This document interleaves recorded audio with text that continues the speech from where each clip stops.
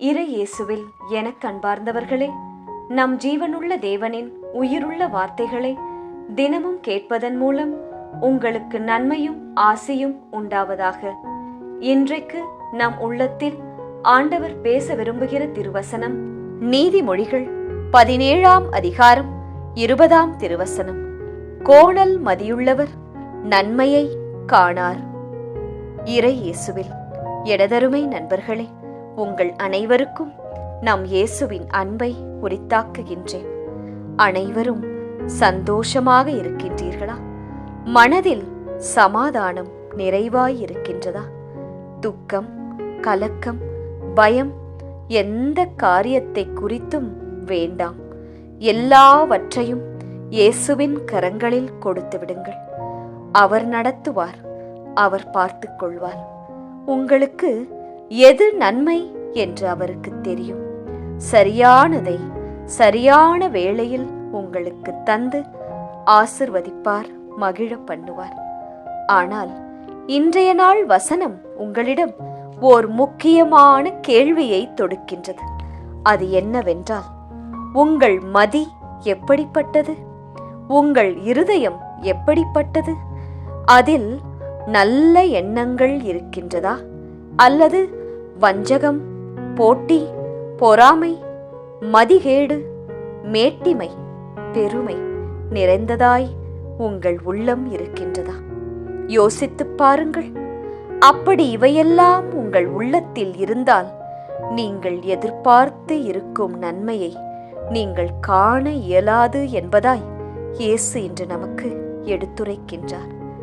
இந்த வசனத்தை கேளுங்கள். கோணல் மதியுள்ளவர் நன்மையை காணார்.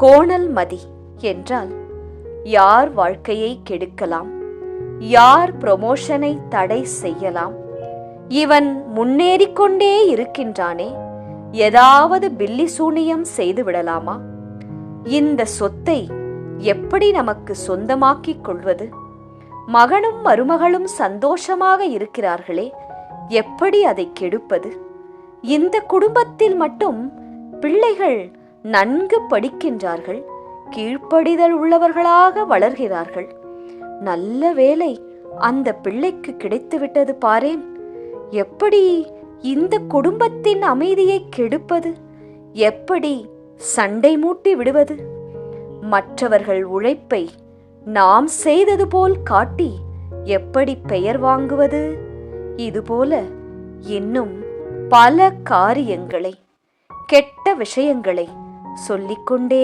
போகலாம் நண்பர்களே. இப்படியெல்லாம் நாம் இருந்தால், இப்படிப்பட்ட கோணலான, கேடான, பொல்லாத எண்ணங்கள் உங்கள் மனதில் இருந்தால் உங்கள் வாழ்க்கையில் நன்மையை காண முடியாது என்று இயேசு எடுத்து கூறுகிறார், எச்சரிக்கிறார். இன்று நன்றாக இருப்பது போல் தோன்றும், ஆனால் அதை நிலையாக காண முடியாது, நிரந்தரமாகவும் இருக்காது, சடுதியில் இழப்பு வரும். எனவே உங்கள் இருதயம் நன்மையான எண்ணங்களால் நிறைந்துள்ளதாய் இருப்பதாக. ஆண்டவர் மேல், பிறரின் மேல், குடும்பத்தாரின் மேல், உடன் இருப்போர் மேல் அன்பும் பூரண பாசமும் இயேசுவின் மேல் விசுவாசமும் கொண்டதாய் நீங்கள் வாழ வேண்டும். இப்படி ஓர் இருதயத்தை நமக்கு தர வேண்டி ஜெபிக்கலாமா? இயேசுவே, நிலையான அன்பு உமது பிள்ளைகள் மேல் நீர் என்றும் கொண்டிருக்கிறீர். எங்கள் கோணலான, மாறுபாடு உள்ள மதியை, புத்தியை மாற்றும். நாங்கள் நன்மையை காண தூய உள்ளத்தை, பொறாமை, போட்டி, கேடு இல்லாத அன்பு மட்டும் நிறைந்த மனதை எங்களுக்குள் விதைத்தருளும். நிச்சயமான, நிலைவரமான அறிவை, விவேகத்தை, விட்டுக் கொடுக்கும் மனதை எங்களுக்கு தாரும் இயேசுவே. இயேசு கிறிஸ்துவின் பெரிதான நாமத்தின் நிமித்தம் ஜெபிக்கிறோம். ஆமென். ஒவ்வொரு நாளும் உங்கள் உள்ளத்தில் ஆண்டவர் பேச விரும்புகிற இறை வார்த்தையை தெரிந்து கொள்ள ரோசரி பிரேயர்ஸ் சேனலை சப்ஸ்கிரைப் செய்யுங்கள்.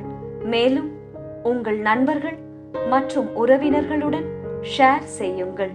நன்றி.